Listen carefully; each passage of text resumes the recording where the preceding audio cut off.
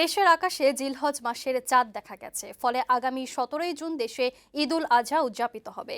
শুক্রবার কোরবানির ঈদের চাঁদ দেখা গেছে বলে নিশ্চিত করেছে ইসলামিক ফাউন্ডেশন ও জাতীয় চাঁদ দেখা কমিটি। হিজরি 1445 সালের জিলহজ মাসের চাঁদ দেখা এবং পবিত্র ঈদ উল আজহার তারিখ নির্ধারণে শুক্রবার চাঁদ দেখা কমিটির সভা অনুষ্ঠিত হয়। ইসলামিক ফাউন্ডেশন বায়তুল মোকাররম সভাকক্ষে এদিন বাদ মাগরিব এই সভা হয়। এতে সভাপতিত্ব করেন ধর্মমন্ত্রী ফরিদুল হক খান। তিনি জানান, শুক্রবার সন্ধ্যায় রংপুর জেলার পীরগাছা উপজেলায় জিলহজ মাসের চাঁদ দেখা গেছে। এদিকে সৌদি আরবে 7ই জুন থেকে শুরু হয়েছে জিলহজ মাস। আগামী 15ই জুন পবিত্র হজ এবং পরদিন 16 জুন দেশটিতে ঈদ উল আজহা উদযাপিত হবে।